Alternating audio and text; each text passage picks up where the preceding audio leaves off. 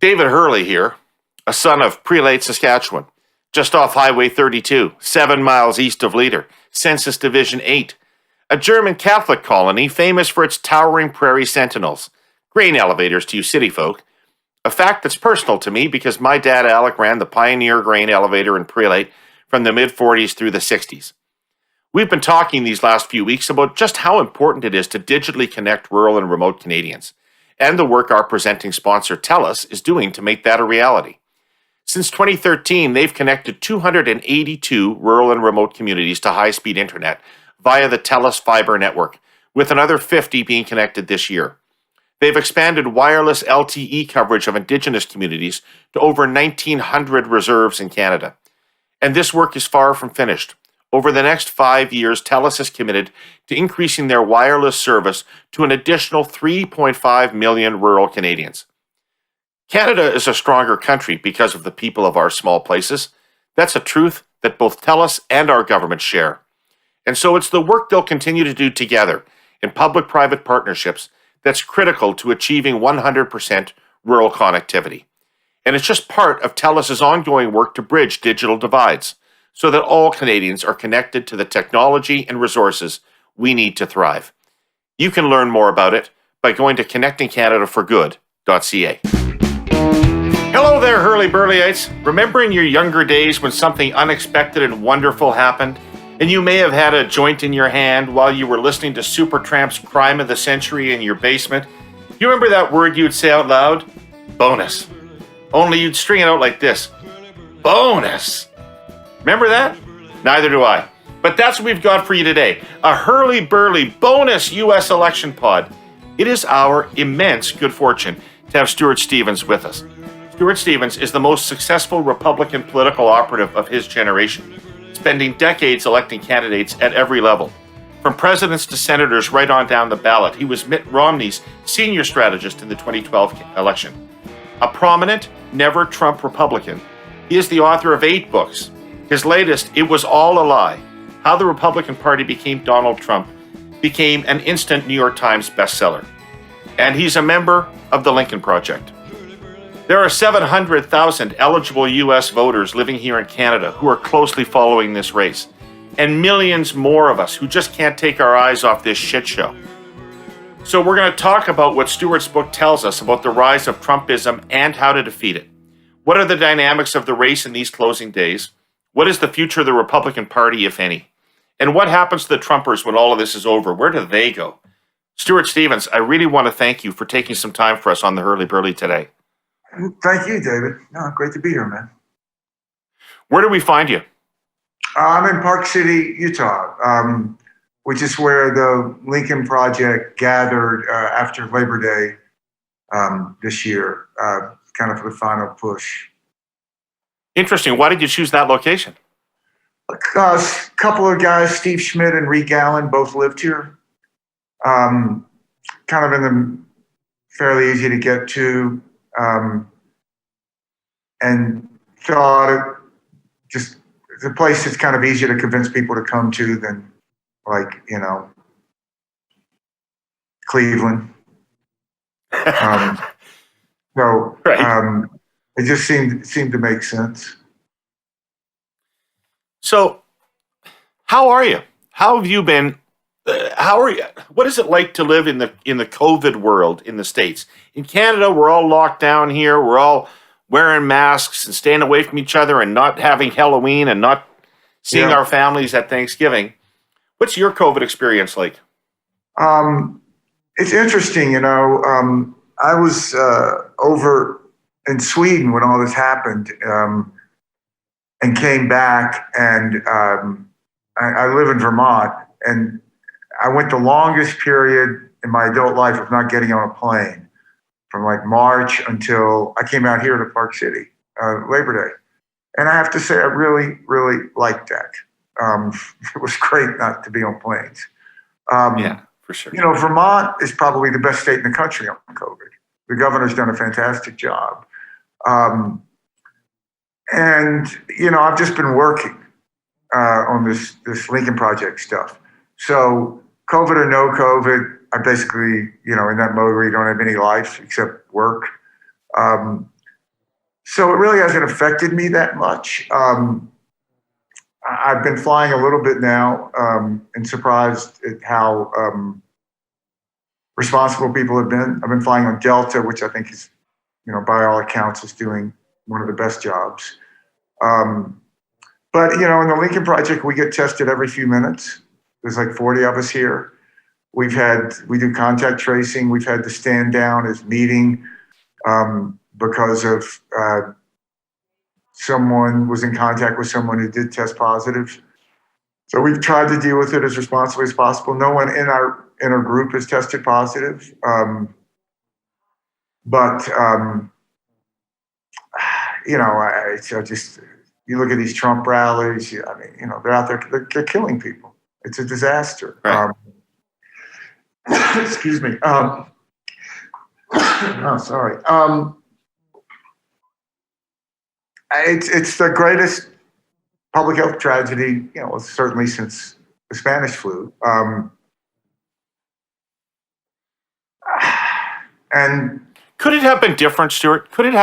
Would different leadership really have made the American response to COVID different? I have a colleague who's living in Chicago who says the bars are full with no masks. The coffee shops are full with no masks.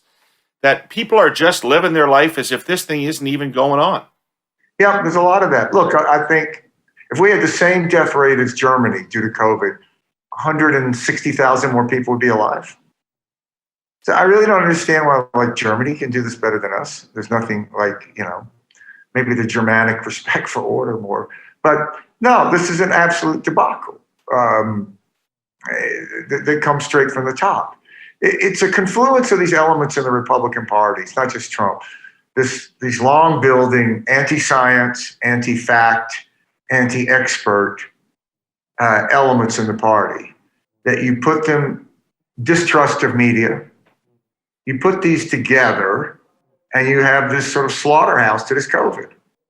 And by January 1, probably another 150,000 people are going to die. It's one of the greatest failures in American history. And, America should have done this better than anybody else. We're the wealthiest country in the world. We have the largest military. We have the largest resources. And we've just completely, it's a disaster. And when you're in the middle of these things, it's always harder to sort of realize how much of a disaster it is. And now, basically, the White House has surrendered. We saw what Mark Meadows, chief of staff for the White House, said this weekend, we really can't control COVID. We just have to live with it. It is basically, sort of 1943 France with the Vichy government. We just have to live with the Germans. It's a debacle. This didn't happen in, better than I, but from what I understand in Canada, it didn't become politicized. So you had conservatives that were supporting wearing masks, which is kind of like, saying conservatives support wearing coats outside when it's snowing. It should not be a political issue. It's just, it's a huge failure of American society. Right.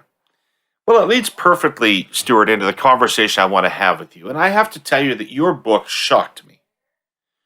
Your book really shocked me because I have been watching the Lincoln Project very, very carefully. And what I had assumed was that it was a group of Republicans who felt that Trump had betrayed the Republican Party and they were going to run him out of town so that the Republican Party could be what it was supposed to be again. But your book's very different than that. Yep. Your book basically says that the history of the Republican Party from Goldwater to this day has been building toward Trump. Mm-hmm. And that Trump is not some bizarre aberration in the Republican Party, but the logical extension of the last 50 to 60 years of Republican politicking. What a realization for you to come to. How did that feel? It's very sad to me. It's very depressing. As I pointed out to a friend of mine, I said, about my book, it's depressing but short. And he said, Stuart, so are suicide notes.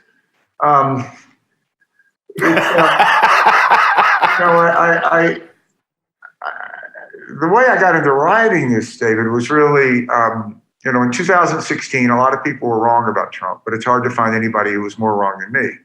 I didn't think he'd win the primary, and I didn't think he'd win the general. In retrospect, a lot of that was that I didn't want to admit to myself that this party I'd worked in would nominate and then elect someone like Donald Trump. Then after Trump won, I went through a period like a lot of people kind of on my side of the party. Well, Trump isn't really the Republican Party. He hijacked it. But I don't really know how you sustain that. I mean, it doesn't seem true. The Republican Party is the party that endorsed Roy Moore, the accused child molester who ran for the Senate in Alabama, and attacked John Bolton, who was one of the standard conservative figures of the last, 30 years in public policy. That's the party. When Trump says he has 90+% approval in the party, that's an exaggeration like most things with Trump, but it's not that much of an exaggeration. Now, the other side of that is the party has shrunk. So he has a high popularity with a smaller group of people. But I really started asking myself, how did this happen? And in that sense that, your kind of high school English teacher taught you that if you couldn't write it, you couldn't really understand it. I just started writing this. I didn't think it would become a book.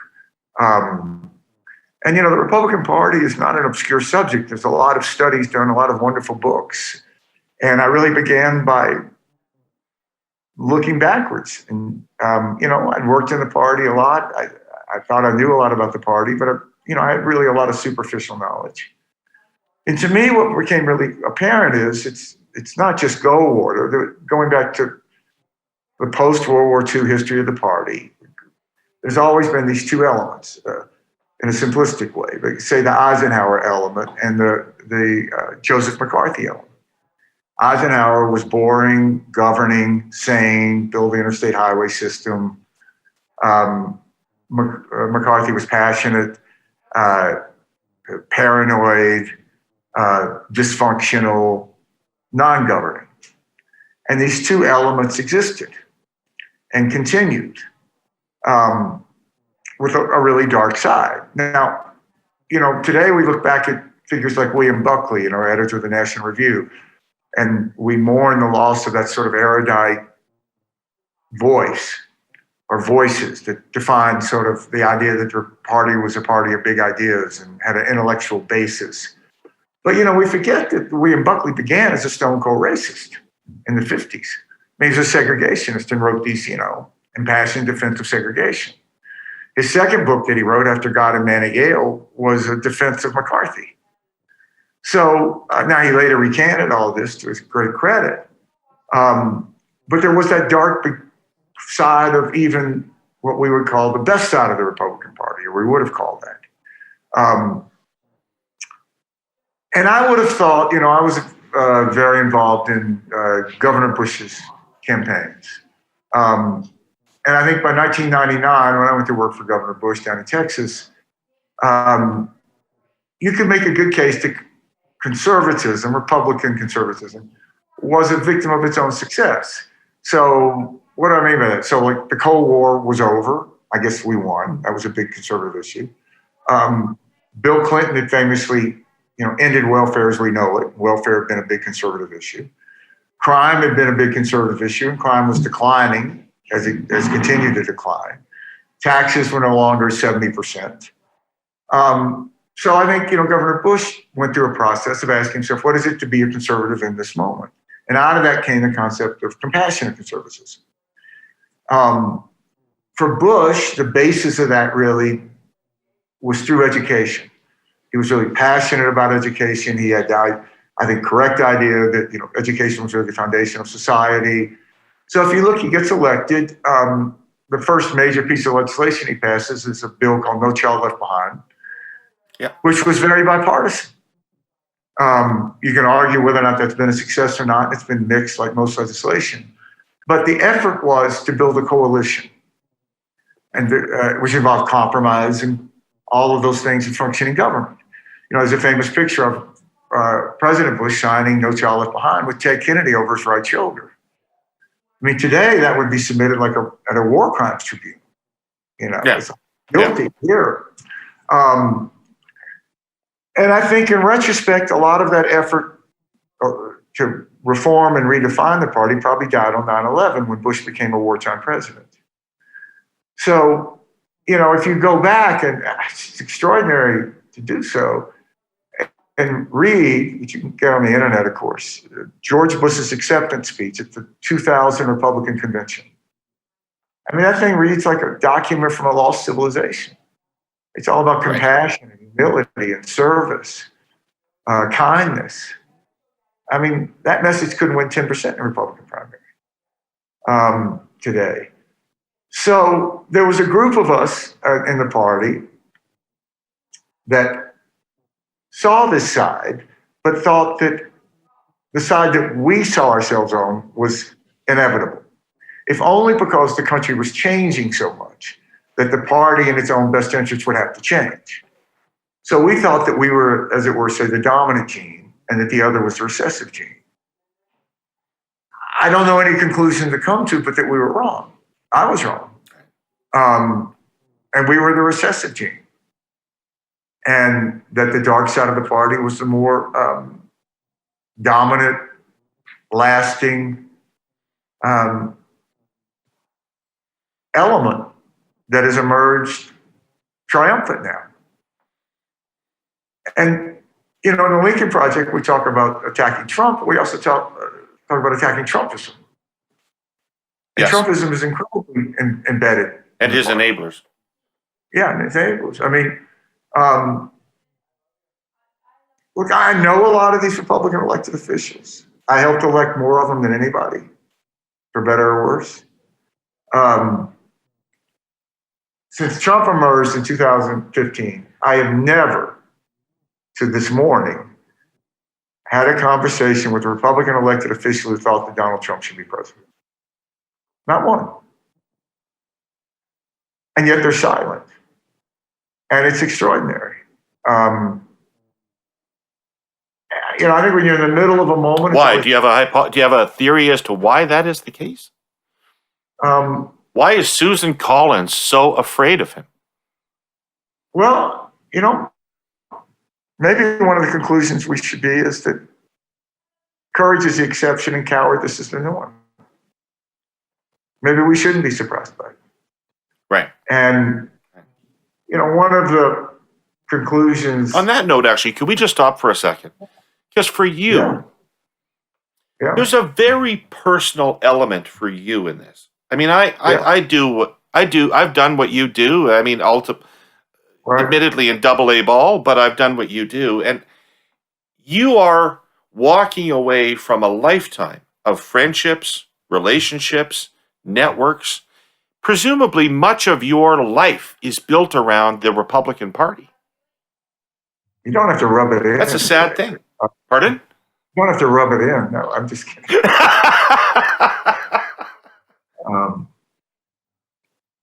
It's very sad to me. And I think, we kind of have to embrace that. I mean, loss is probably the key in which a lot of life is lived in. This is about loss to me.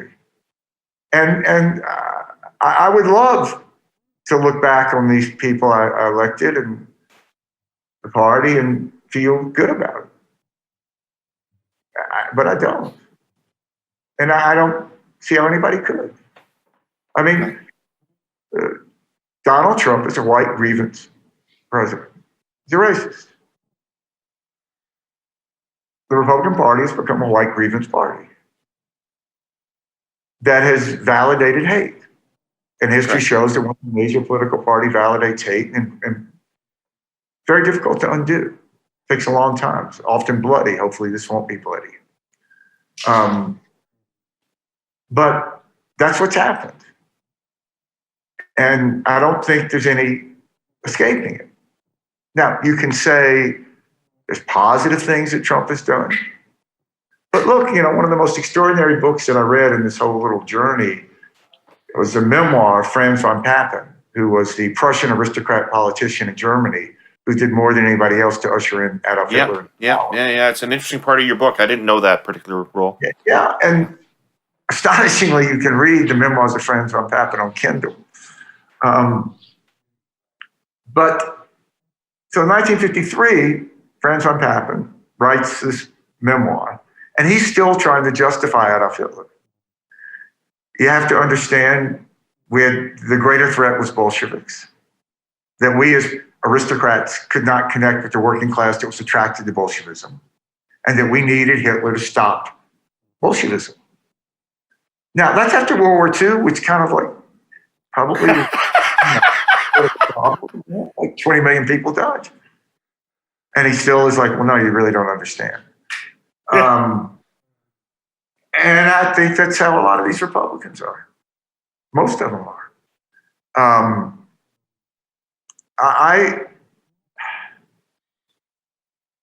One of the sort of lessons I've taken away from this is probably all that stuff we learned in our high school civics classes, that leaders matter.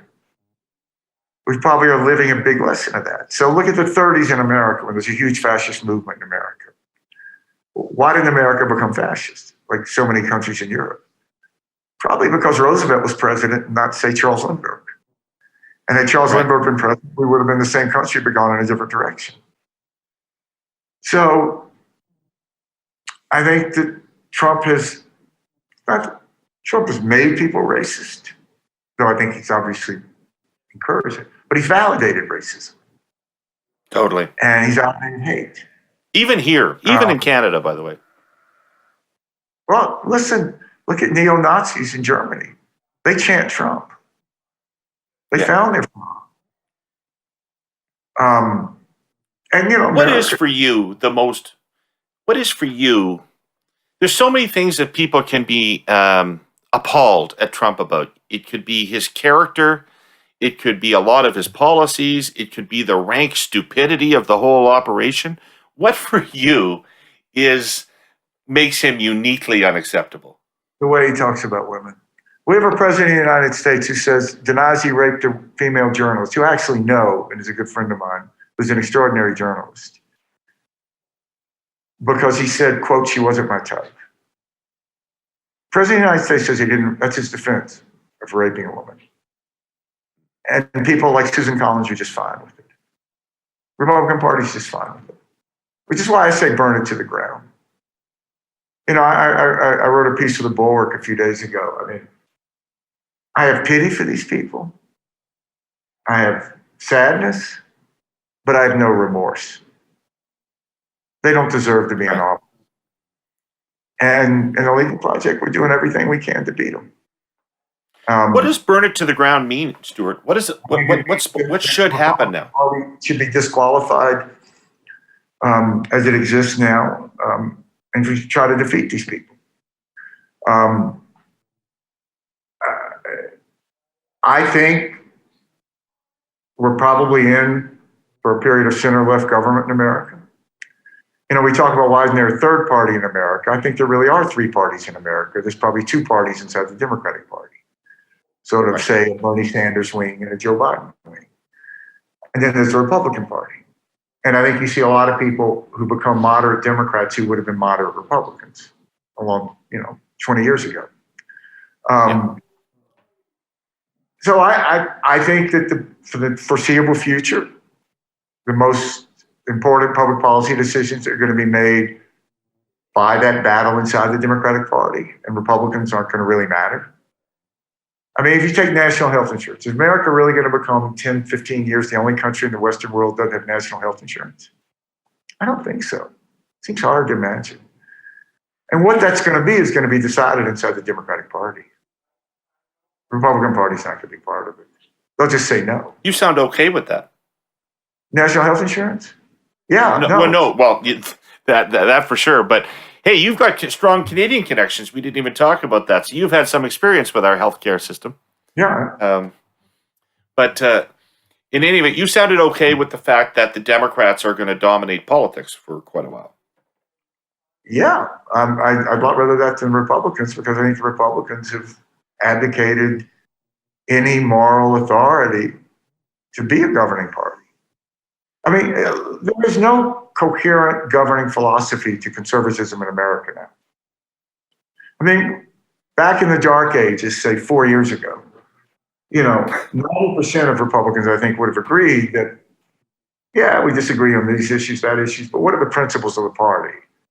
Personal responsibility, character count, strong on Russia, deficit really matters.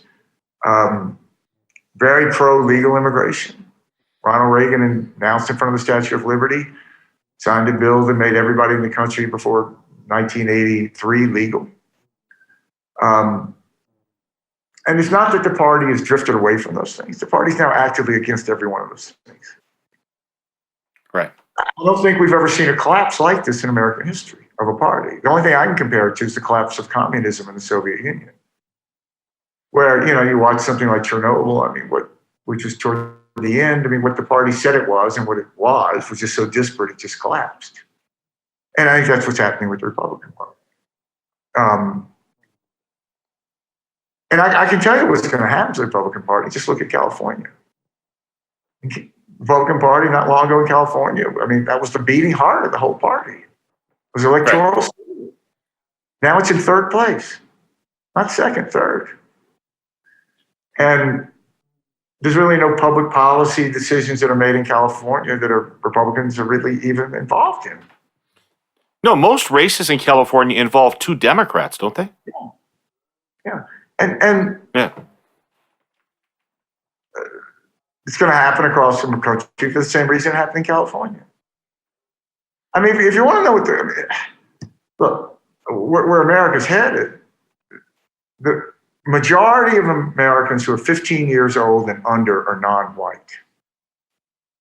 So odds are really good they're going to turn 18 and be non-white still. And that's like the end of the Republican Party. It's going to happen. And all the Stephen Millers and all this, it doesn't mean a thing. You're not going to stop that. And it's not just brown people or black people. Look at Asian Americans. Asian Americans used to vote Republican 60, 70%. Now they vote against Republicans 60, 70%. Why is that? It wasn't like anybody was out attacking Asian Americans, at least not until recently when Trump has. Like he had a list of people he had to attack and he forgot them. But they got the message that if you weren't white, you weren't welcome in the party. Right. But they're economic conservatives and often social conservatives. They should probably be Republicans. So are a lot of African Americans, Look, Eisenhower in 56 got 40% of the black vote almost, 39 and change. You go to 64 with Goldwater, he gets 7%. Now, you could have made a case, because Goldwater is against the Civil Rights Act. All right, the Civil Rights Act passes. You could have made a case, it would have made sense to me, that a lot of these African Americans would come back to the Republican Party after the Civil Rights Act was passed because of cultural conservatism, shared values of faith in the public square, entrepreneurship, patriotism. It never happened. We're still at 7%. So I think words matter. And I think what's happened, what Trump said about Hispanics and all of this, I don't think people are going to forget this. And so let's follow this down its dark path, Stuart, which is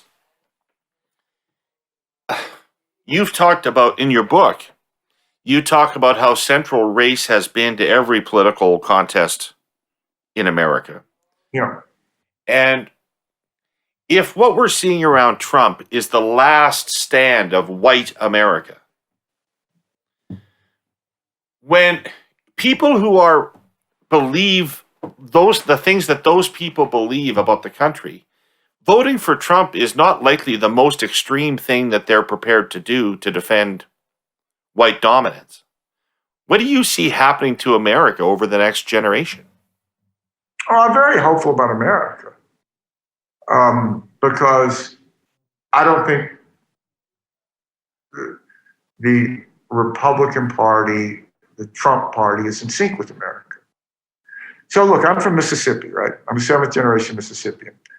We took down the state flag in the last couple of months, which was basically the Confederate battle flag. Yeah. It's a very moving moment. Mississippi is the most African American state in the country, almost 40%, yet we still have the Confederate battle flag. So that same week, Trump gets in a fight with NASCAR because NASCAR bans the Confederate flag. So here you have the Republican parties in a cultural war on the losing side with NASCAR. Right. I mean, Right. is there a future in that? And when Trump talks about the suburbs, it doesn't exist. I mean, he talks first about suburban housewives. I mean, I know a lot of women who live in the suburbs, and I don't know one that considers themselves a housewife. I mean, the ones I know all have about 8 jobs.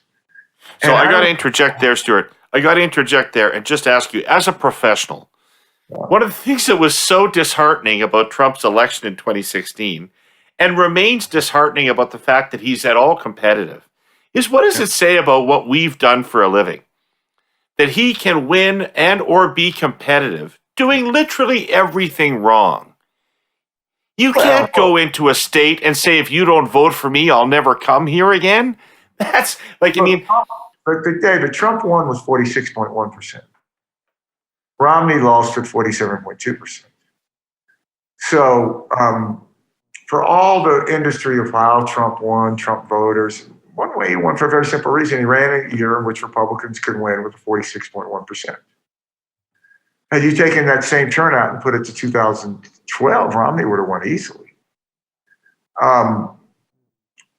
So why? 2 factors.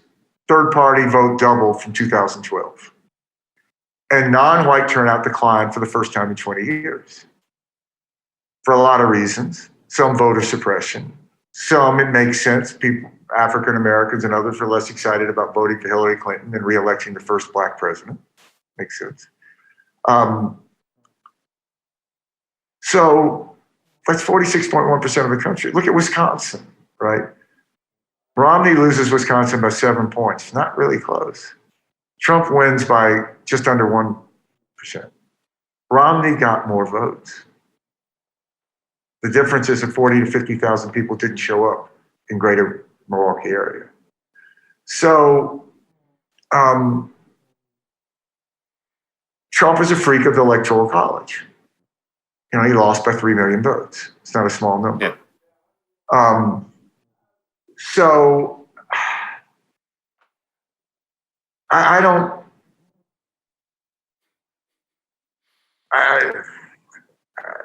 You still believe in professional politics? You still believe in the professionalism of politics work? I think the Biden campaign's running a brilliant campaign.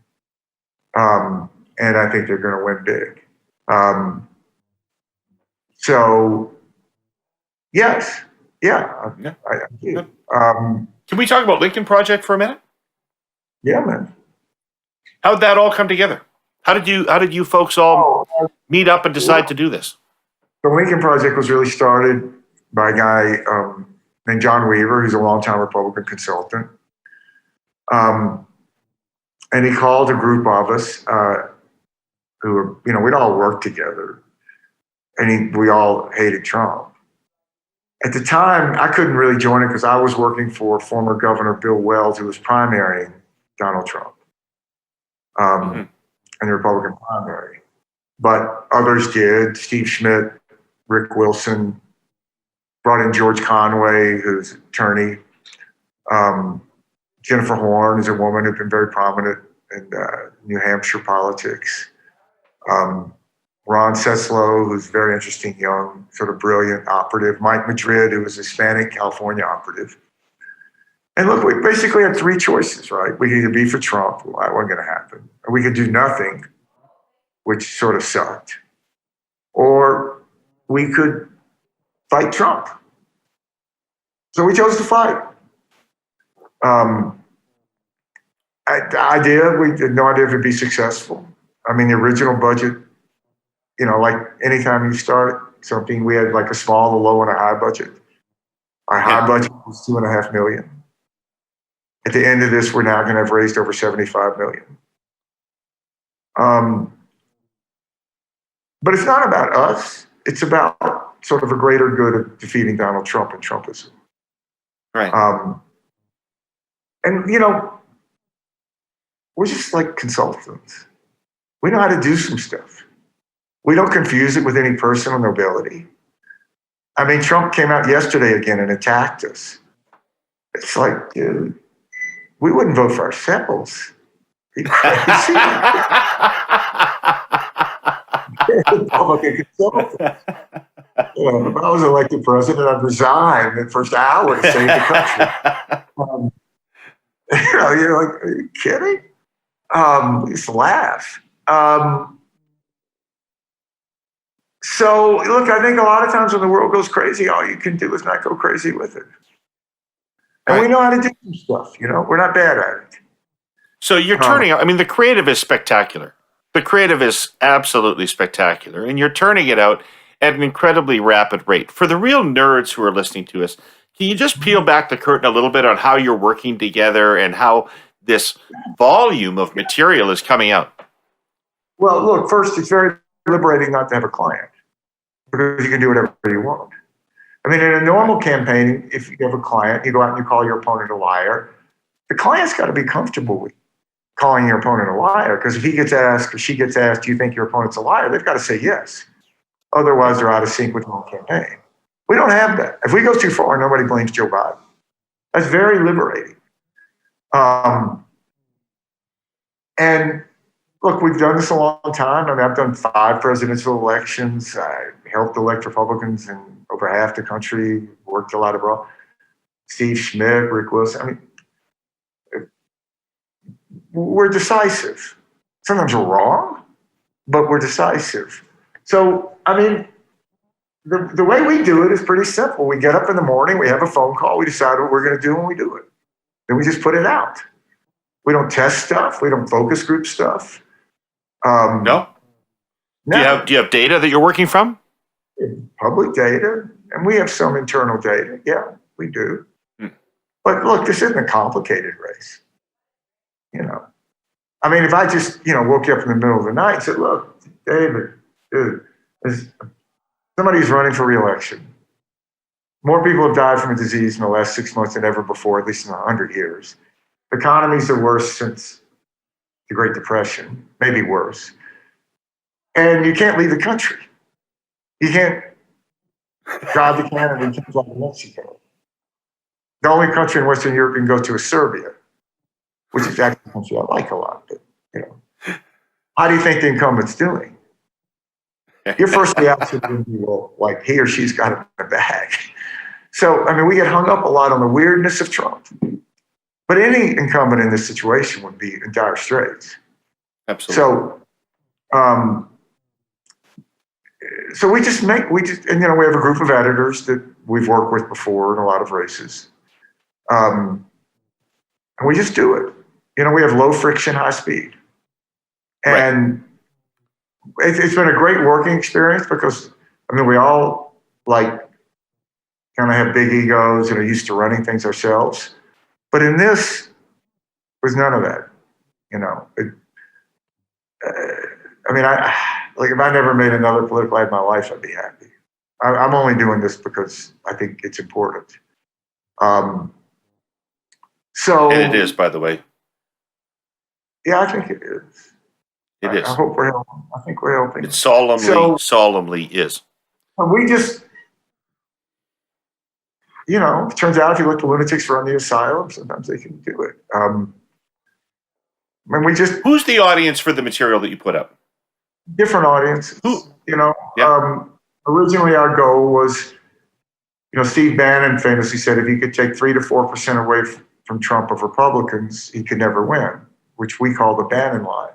So that originally was our target, to get 3 or 4% of Republicans, which I think the numbers show is happening.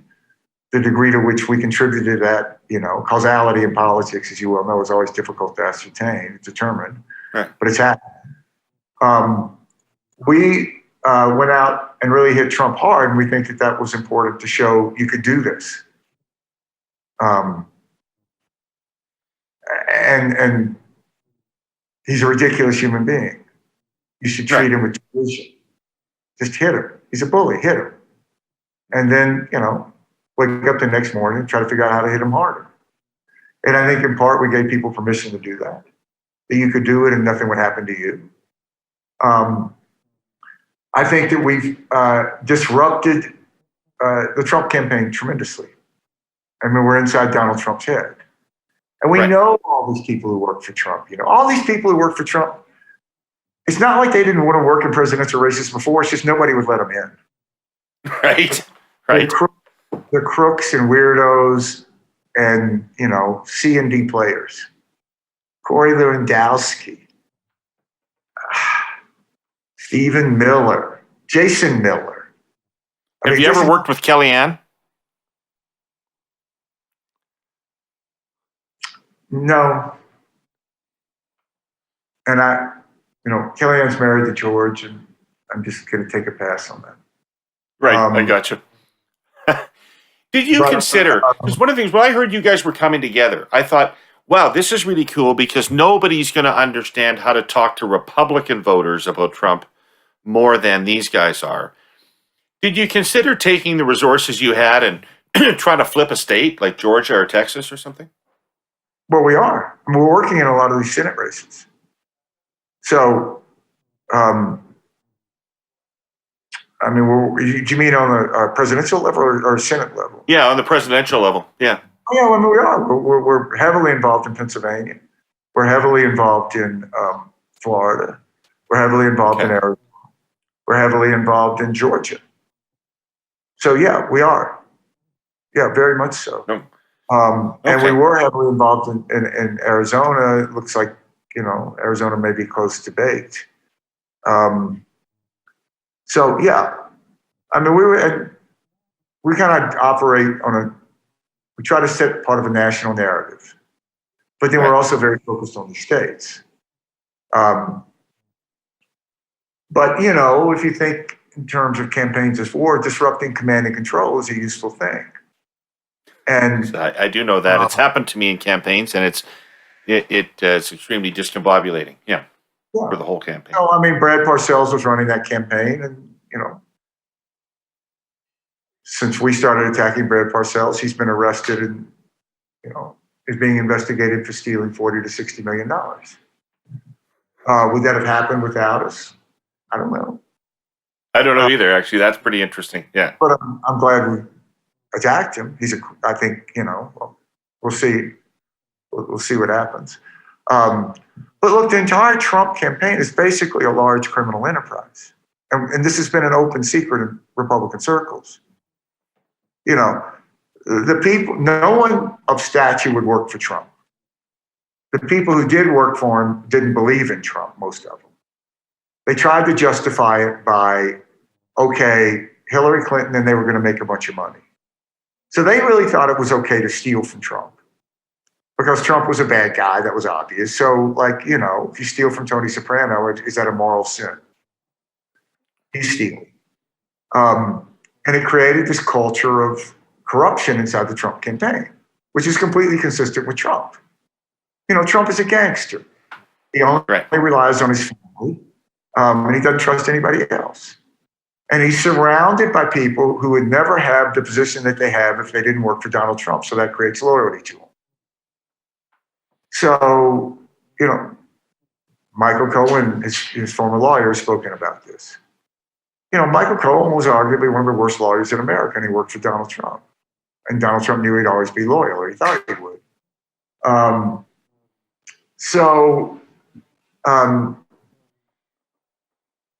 We know how to get in their heads, and we know how to get in Trump's head. I've known Trump. I've dealt with him. He's a dog that chases every car. All you have to do is drive by. It's not like complicated.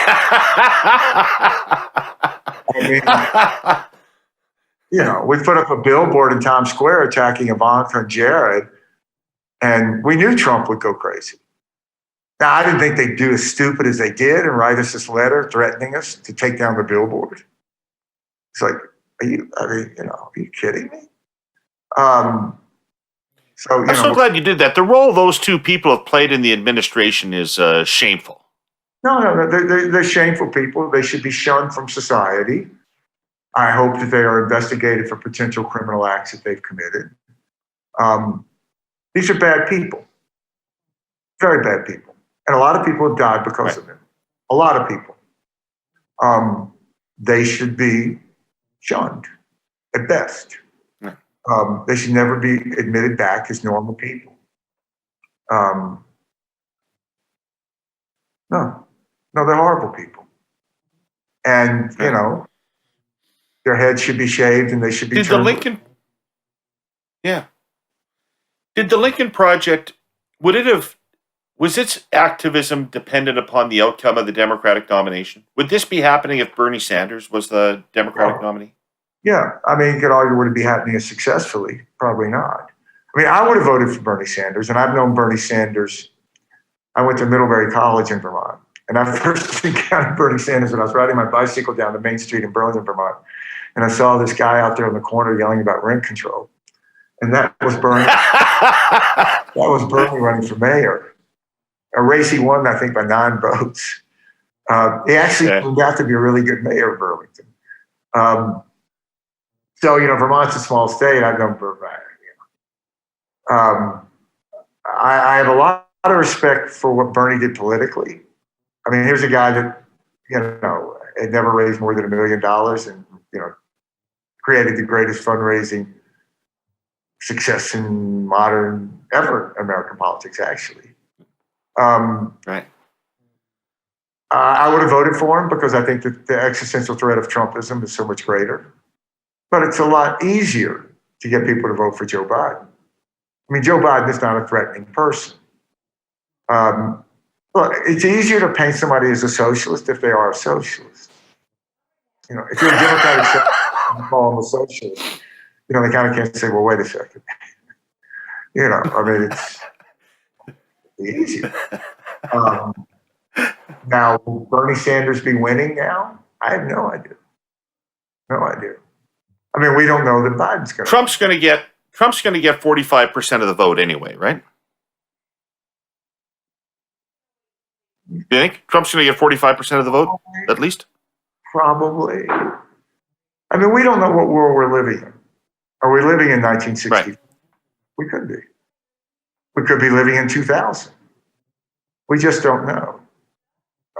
The efforts that Trump is going to go to suppress vote and disqualify votes is going to be unprecedented. We really don't know publicly what the Russians are doing. We don't know. But if you had to bet that Trump got 46% last time, to say he got 46% this time would probably be the safest bet. I mean, the one thing we know about politics is it has to add up to 100. Yeah. So there's not a big third party vote. So when he goes, he's defeated and ultimately, hopefully smoothly, but however he is removed from office. That's still a big whack of people. Where do those people go politically? What's their vehicle now? Well, I can tell you what's going to happen. Look at the people who are running in 2024. You know, the people that once could have been serious human beings that have just bought into Trump, like Nikki Haley or Josh Hawley of Missouri. Trump isn't going away. He's going to start a television channel. He's going to continue to try to run the Democratic Party, a Republican Party. His son, you know, some of these odious children are going to run for office. Trump isn't going to go away. And look, the Republican Party has surrendered to Trump. And there's no going back. I mean, I say this, it sounds funny, but I challenge anybody to dispute this in a serious way. If these Republicans were in power in 1776, wouldn't we still be celebrating the Queen's birthday? Can you really imagine what they would have fought the king? You hear what they'd say? What are we going to do, fight the king? Most powerful man in the world? We just got to work this thing out. I mean, that's exactly what they would have said. They're cowards. And what really angers me the most is these are people who are heir to the greatest generation. Encourage it standing up to some ridiculous, fat, absurd figure like Donald Trump from Queens. Courage is getting out of the boat when the person in front of you just got shot. Courage is Juno Beach. That's the legacy they inherited. And people like my dad, 3 years fighting in the South Pacific, 28 island landings, came back, never talked about it, built a life. Hundreds of thousands like him. America, Canada, England. And that's their legacy. And they won't stand up to Donald Trump. I mean, I know a lot of these people. They're not bad people. They were a neighbor. They'd be a good neighbor. If they saw you stranded on the road, they'd stop and help. They just proven to be really weak people. Maybe that's... Do you know Mitch McConnell? I really have, I've never liked Mitch McConnell. I've always thought he's a really creepy guy. And I've always tried to avoid working for him. So no, I really don't. Okay. Because he seemed like an evil force in this enterprise as well. I think Mitch McConnell thinks that history is going to record Donald Trump as his fool, and I think history is going to record Mitch McConnell as Donald Trump's fool. And I think that the idea that Republicans have, I would assume the Supreme Court's going to be expanded by Democrats. I have no idea. I just would assume. But the idea that Republicans seem to think they can win some argument that a court that's served a country of 38 million should remain the same size as the court that serves 320 million. Good luck with that. I'll take that argument on and I'll win that argument.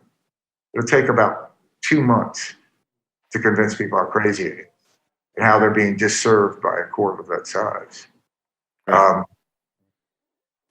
So, look, I think McConnell, if you read the Jane Mayer article in the New Yorker on McConnell, his own daughters won't talk to him. He's a pathetic figure.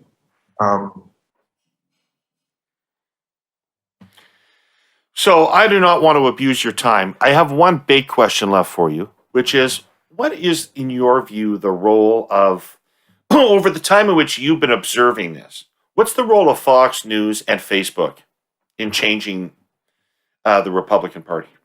I think they're different. I don't think that Fox News created the Republican Party. I think the Republican Party created Fox News. If you open an Italian restaurant and people come to it in large numbers, it doesn't mean you made them like Italian food. You just were offering them something, place to eat a food that they like. That's what Fox is. Facebook is different. Facebook is arguably more evil. And I hope after this that the Lincoln Project is going to take on Facebook. Facebook is an anti-democratic institution. It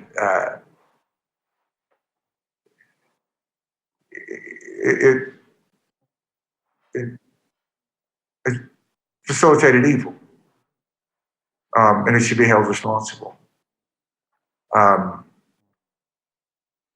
that's a fight I would relish. Right. How is it anti-democratic? Well, because of the fact that it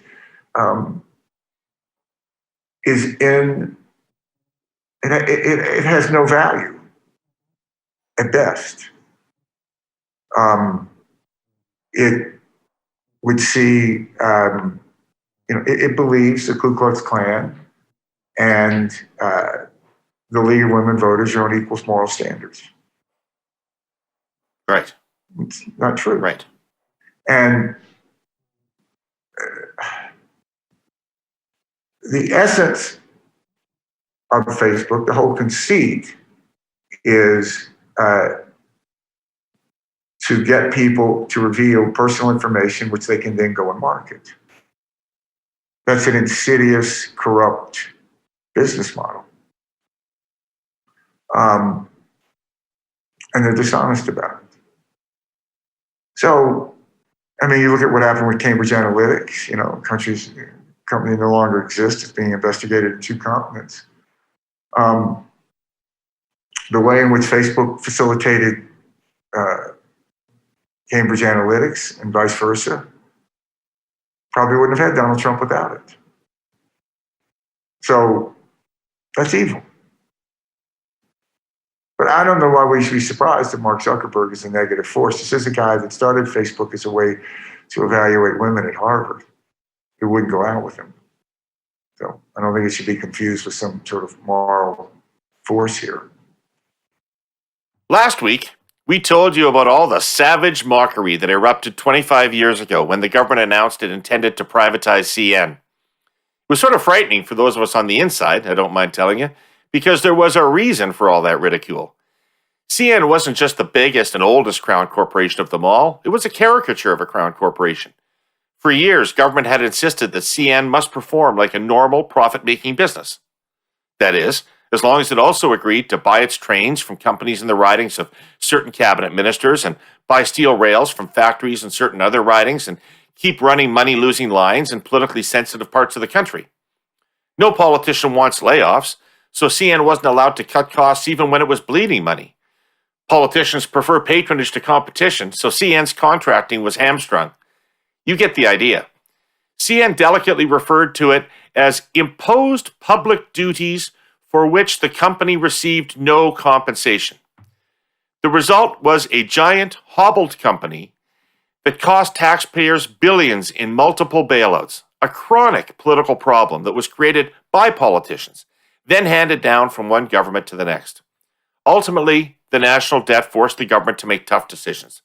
On November 17, 1995, Ottawa privatized CN. It wasn't just the biggest IPO in Canadian history, it was the biggest single transaction, period. $2.25 billion in new shares. Those original shares grew, to put it mildly. Today, CN is worth nearly $100 billion. It's the model of an efficient, competitive, world-class company. It's been quite a ride, and we'll tell you more about it as the anniversary approaches. David, I have a question for you. What's that? When are you going to let Americans in Canada? When Americans get their act together on COVID, or when there's a vaccine that has been endorsed by somebody other than Donald Trump? So next year. I would suggest next year. And I will look forward to you getting to come back to one of your skiing haunts in St. Anne, Quebec, or British Columbia, and give me enough notice and I'll find a way to get out there and buy you a beer or two. And thank you for doing this interview. No, listen, thank you. I really enjoyed it. So help make my listeners smarter than their neighbors on Tuesday night. What's a pro tip for what we should be looking for?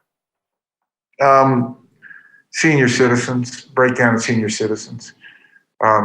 Republicans can't win without senior citizens. And if Trump loses senior citizens, he's going to lose. It's just a question of how badly.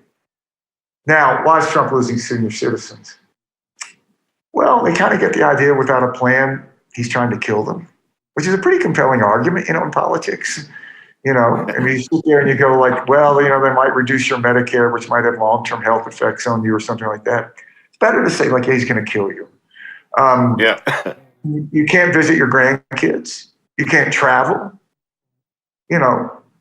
State of Florida has suffered $7 billion loss of tourism just from Canada. You're at a certain stage in your life, if you're fortunate to have some options. It involves spending time with your family, involves traveling. You can't do any of that. You can't leave the house without being in danger, literally. 80% of the people who've died from COVID are 65 and older. You're the target. Trump is losing them. And if he continues, that happens. Half the ballots that are going to be cast in this election have already been cast. So this thing is going to be done by Sunday, probably, before Tuesday. I mean, probably in all likelihood, unless it's just a super close election.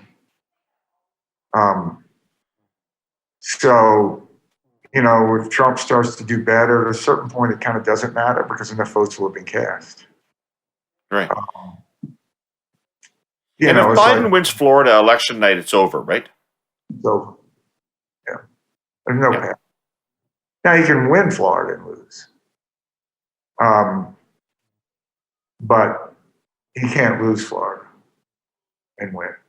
Right. It's just mathematically, it's impossible. Awesome. And Florida counts votes the day of. Well, they count them before. They're counting them now. They're just not revealing. Yeah, there's never a problem in Florida with the vote count. Yeah, well, I don't know about that. But it was so contestably close. Right. This would be a bad year for hanging chads. Yeah, listen, if this is 2000, this is going to be a horrible, horrible, horrible next 2 months. Yeah. Hopefully it won't. You're doing God's work, and I don't want to keep you from it any longer. Thank you for your wisdom today and your insight. It's been great. And, surely if you don't have one already, you'll have a podcast soon. And, your listeners will be as interested in the next Canadian election as we are in the American election. So I'm sure you'll have me on your podcast to talk about the Canadian election to your listeners. My major goal in life at this point is to be the last person on earth not to have a podcast. So I think I think I would be terrible. Okay. All right, buddy. Thank you. Enjoyed it. So great to meet you. I hope our paths cross again. Thanks a lot. Okay.